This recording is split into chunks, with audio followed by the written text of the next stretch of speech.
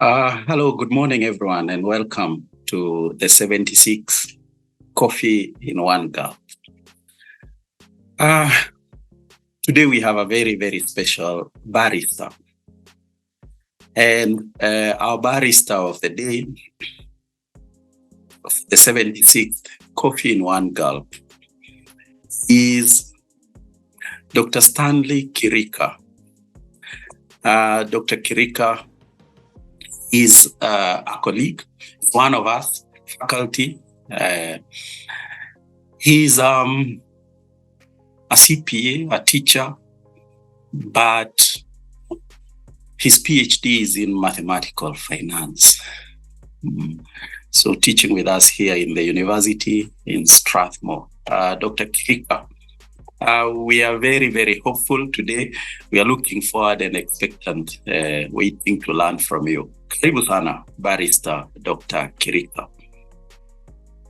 Thank you, Chair, and thank you for the opportunity you've given me to share knowledge, because we are indebted to posterity. And I don't want to take any more time. I just want to share screen. Yes, so I want to share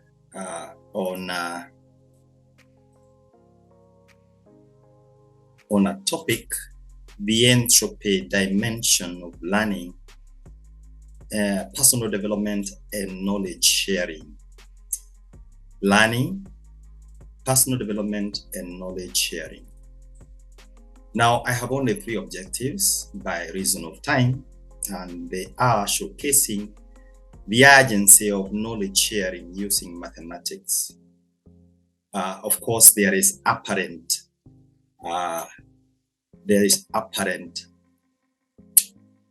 feeling that there is inferior knowledge existing today. I also want to exemplify the entropy measure of decision-making randomness in society. And finally, formulate a learning, sharing, triangulation map, and evaluating a hypothetical learning sharing entropy. I take us back to some history. We all know that pyramids of Egypt are one of the 7 wonders of the world. But then I put it to us that these pyramids were constructed the same time as the Tower of Babel. That is about 2500 BC, 4,500 years ago. And the Tower of Babel towers 2484 meters.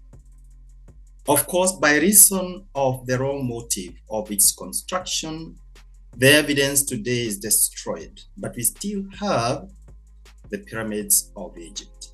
Now, question is, given that our fathers of mathematics came long after, that is between 2287 BC up to date, maybe up to 1700, then up to 2020. That's what I want to share. The current father of mathematics, as known and documented, is Archimedes of Syracuse. And he's the one who created the narrowest bound of pi. Then came the king of mathematics. The king of mathematics is none other but Euler, Leonhard Euler, born in 1707. And this is the guy who formulated the Euler integral. And of course, discovered the E constant, which is the first letter of his name. And then came the Prince of Maths around 1777. Using Euler's integral, the Prince of Maths formulated Gaussian integral in around 1780. Now, we also have the number theory specialist, that is Sophie Germain, who was born more or less the same time with the Prince of Maths. That's the princess of mathematics. What I want us to compare is this. Burj Khalifa, which towers to completion 830 meters, which is a third of 2484 meters. today has used all the mathematics, all the engineering that has been discovered over the last 400 years only. Now, the fathers of calculus, whose calculus has been used to create or to construct Burj Khalifa, are independently Gottfried Leibniz of Germany and Isaac Newton. But then we also remember that we cannot have frequentist statistics without Abraham de Moivre, who also came around the same time with Newton and Leibniz.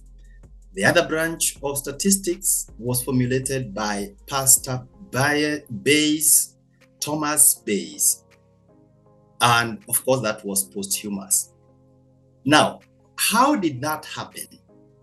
I'm simply saying that 4,000 years ago, 4,500 years ago, there was superior knowledge than what we have today.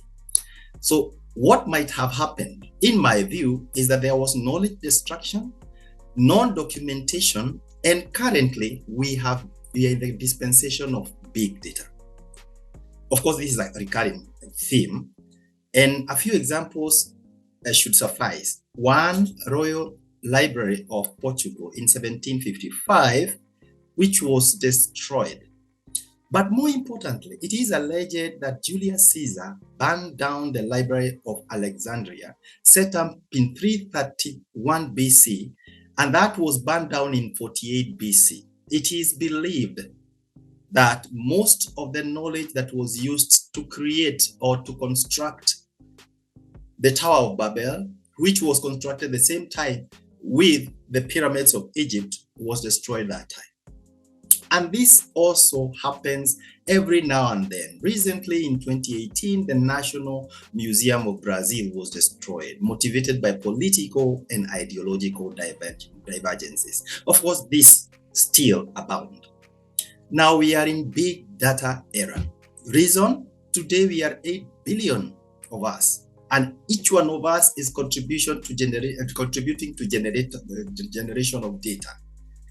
And because of the volume and the rate of accumulation of data, then we just have to process a lot of data per unit time. The reason we have birthed data science at SIMS. Now, a small example about the entropy rationality model, which I formulated in my PhD. And of course, in around 2021, I also formulated the income consumption rationality function, which is actually this one. A combination of these two, I want to illustrate how these two can have been used in a paper that I really want to implore us who are in attendance to go to kiosk and give it a review before I actually finally publish it. It's a preprint in kiosk. This combination has given us this summary.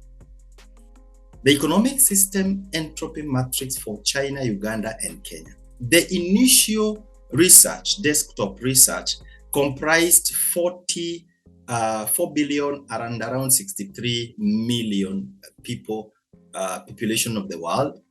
And in all the 13 countries that I did that research, I discovered the following. That's only 7% of all the world. It doesn't matter the country. 7% of every country are very good rational earners, that is generators of income, and rational consumers. Then 14% are irrational consumers, but they are very rational earners. So a total of 21% are the persons that give us money to spend in any economy. The other side is that 71% of any economy are very, very good in spending. Rational spenders, consumers, but they are very irrational in terms of earnings. They cannot generate money. But we have, unfortunately, some 8% which cannot generate any money and which does not even know how to consume. They have just to be on our backs consuming our money. Now, the formula for entropy, which was discovered in 1896 by Ludwig Boltzmann from natural science, but then it was formulated and reconfigured in 1949 by Shannon. Is this H is equal to negative sum of Px ln x. And it so happens that Uganda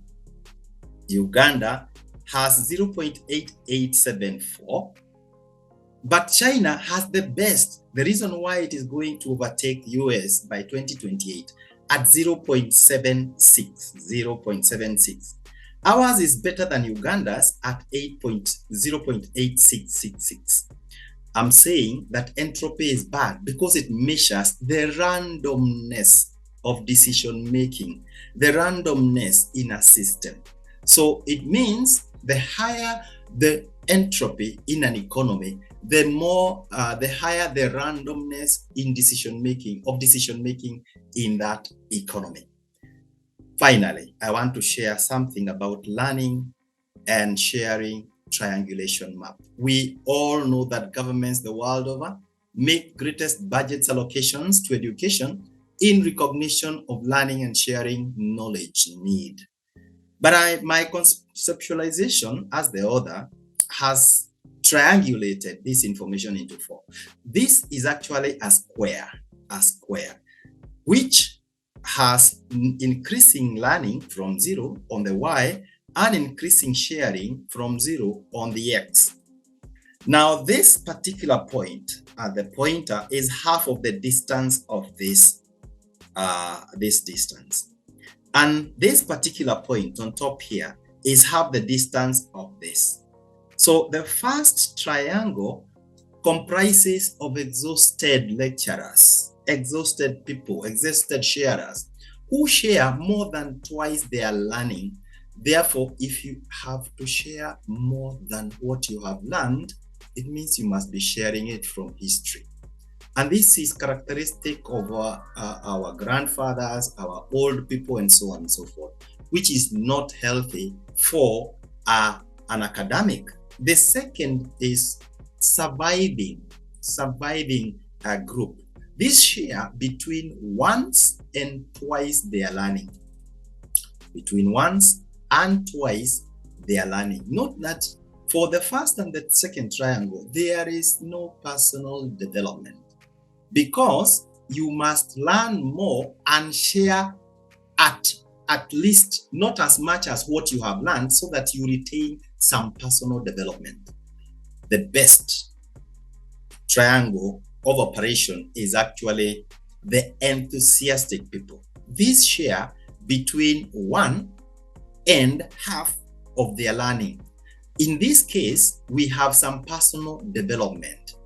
I believe all of us can have an idea of a person who actually tells very many other people what to do with their lives, but that information does not better their lives. That is what I mean by people who are in between exhausted and surviving. Then we have finally the selfish. There are some guys, some academics, or some people who have a lot of knowledge, but they do not share it. Remember, because of destruction of knowledge, we need to do a lot of sharing if we have to do catch up with the lost information, the lost knowledge that we have just discussed. And finally, the learning sharing entropy. We now want to use the entropy that we just explained some time back. Decision-making entropy, this is an illustration. Now, this entropy, using the same formula, I give two proportions: a consumption structure of information, 1, and a construction structure of information, 2. So the first proportion is 0.15, 0.5, up to 0.25. The sum of this has to be 1, because the proportion, all the learnings that are done, either go towards personal development or public utility, teaching and community service. Remember the 3 reasons why universities exist. So teaching and community service is actually sharing. Most of it, especially in Black Africa, is stored in libraries and it's not used for anything, but it has spent money and some learning has taken place. And then there is furtherance of research. I've just taken those 4, but you can make it as many as possible. The main focus is this. When we are doing public utility, that is sharing, teaching, and community service, and we have 2 proportions. When we share 0.5, that means 50% of the learnings, and 0.7, what will that affect in terms of decision-making entropy? When it is 0.5 under structure 1, you can see the entropy is higher. When it is 0.7 under structure 2, you can see the entropy is lower. So it means when we share more knowledge, then we are devolving a better entropy in society, and therefore posterity will benefit from the knowledge that we have created. In conclusion, to reduce decision-making randomness in society, we need to be intentional about new learning and share as much as the new learning we acquire. That is what Strathmore is doing through CTE, and therefore kudos CTE. I believe the coffee's Gulp has been served hot. Thank you, Chair. Wow. Thank you very much, Dr. Kirika. That's just amazing. I don't know. I would like to hear some comments from the audience, but I have to say that I haven't seen this for a long time. Wow. Economic rationality, and let me just say from the very beginning, the historical background was just amazing. I did not know that the Tower of Babel was almost 2,500 meters tall. I had never thought about what happened to that particular knowledge. Where did it disappear to? How come we had to wait, I don't know how many years, 3,000 years, 4,000 years before the Burj Khalifa would be a third of that height, as you said. Now that's very revealing, very thought-provoking. And then the economic rationality, entropy. I'm just stuck at the idea that only 7% of us, Dr. Kirika tells us, are both rational earners and rational consumers. I hope I got that right, Dr. Kirika. Yes, you did. And that alone is material for thought. We have to dig that deeper and discuss it today wherever we go when we are taking coffee also at 10. Then you went on to I think for me the highlight was that learning, sharing, triangulation map. Because we have to fix ourselves. We have to decide whether we are exhausted, whether we are surviving. What I think is, Dr. Kirika, you are enthusiastic. that's I think where you fall. And then finally you told us about that learning, sharing, entropy, and how it works. It's clear to me that these 25 minutes of just gulping one gulp is not enough to dig into this, and I would like to hear more about this. I'm truly grateful, and let me just check what's there on the chat. I see there's already a comment from David. Thank you, Dr. Kirika. How can we include the less privileged outside the university setting who need to contribute to the archived public knowledge? Yes, you've told us about how we've entered into a new era that is defined by data, democratic contribution to data, and we have, just data is flying around. We no longer have we are not confined to the Library of Alexandria, for instance. So how exactly can the general public contribute to the sharing of knowledge within this entropy perspective? Thank you. I hope I'm being heard. Yes. Yeah, so from this history, it's apparent that we want to believe we have really progressed because we are in big data. I want to remind us that Safaricom uses Microsoft Azure Cloud to store all its data because we are in soft. I mean, we are not dealing with hard copies. But somehow it seems like the more we progress, the more we risk losing a lot of data.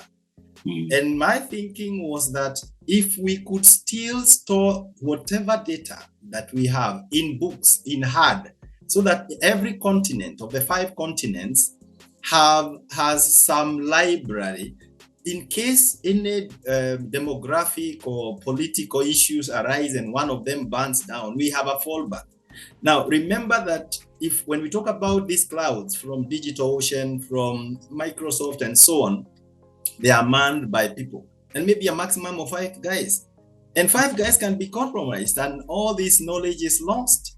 So at the end of the day, we still have to think hard and ensure that we still go back to paper, especially for a final backup. Because if we don't do that, we are lost. Now, to answer your question directly, is that we must make sure that the research we are doing is research that is going to benefit us. Otherwise, if we don't do that research that is going to reduce the entropy of the entire public, then we are not adding any value. So we have actually to do some very good work and then make sure that we share that information as much as possible wherever. And that's why I say this is what Strathmore is doing, a lot of sharing. Many other universities have very few and very little limited sharing. And that's why I really applaud the series of Coffee in a Gap. Wow, thank you so much, Dr. Kirika. I'm just reading the comments there. Fred Odhiambo says, thank you very much. That's mind-opening. Dr. Makano, this is great. To me, the educator who loves numbers. Yes, I know she does. I'm sure we shall have conversations about this and see how to make this a seminar maybe, or a bigger webinar. Dr. Akidiva says, thank you for a fantastic presentation. Thank you for that ingenious presentation. This is from Jennifer. Solid matter for reflection and great motivation. Wonderful. Let's hope that we can carry this forward. We can even think about the randomness of decision-making in learning with the subject, maybe even the students themselves, the kind of decisions they make. We could have a triangulation map for students. But of course, this is going to open out many, many, many conversations. I cannot thank you enough, the barrister, today's barrister, Dr. Stanley Kirika. I see that we have now finished with our time allocation. It's 10 past. Thank you very much. Asante sana. Welcome, Chair. And see all of you next week in the next Coffee in One Gulp. Bye.